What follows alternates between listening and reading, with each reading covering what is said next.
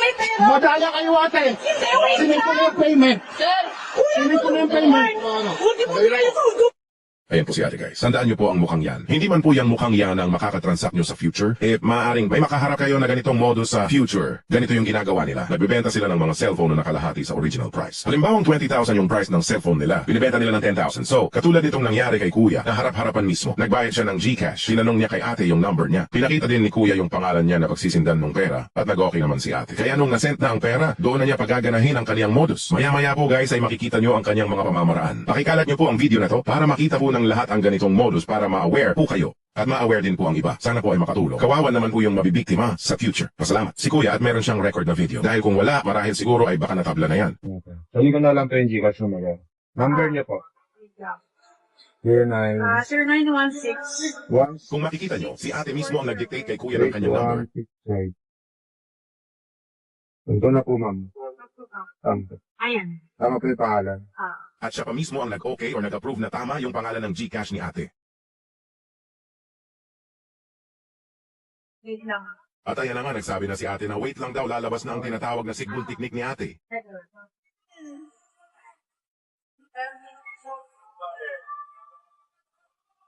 Sige lang.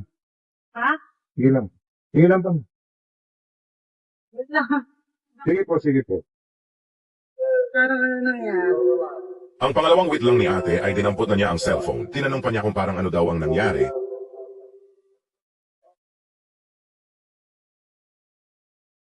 Wait lang ka. Nabahan ako bigla. Bakit po? Pangalawang wait lang na naman ni ate at parang kinabahan daw bigla. Ayan na nga ba? May dinatawagan kunwari si ate na hindi sumasagot o nagkaka-miscommunication sila. Pinapagana na ni ate ang sigbol technique. Ang galing ko na po yung share po, madam. Ako na matatanggal ako na. Wait lang. Bakit po, madam? Wait lang, saglit lang kuya. Bakit po, madam? Wait lang. Kinakabahan ako, wait lang. Kasi yung ano ko, sumatot eh, kausap. Anong kausap niyo, madam?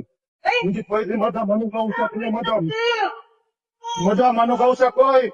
Kayo tatakbo. Wait lang, hindi tayo Hindi, maghiwalay. madam. Tinanong kita anong Gcash niyo. Hindi tayo maghiwalay, sir. Hindi, madam. Tinanong kita. Ate, kuya. Mayos ako kausap. Naka-video ako. Naka-video ako. Ay, wait lang, wait Ate, lang. wait lang, ate. Kuya, ha? tulungan ako. Babasa. Kuya, Ano po yan, ate? wait ka, may pera. Madaya kayo, ate. Hindi, wait Sinend ko na lang. yung payment. Sir, kuya, Sinend ko na yung payment. Huwag mo pinayasugot, please. Huwag mo bigay. Ay, sinend ko na yung payment niyo. Bigay. Babasagin ko to. Okay. Ay, nagbayad na ako. Sasabihin niya. Sinungaling ka, ha?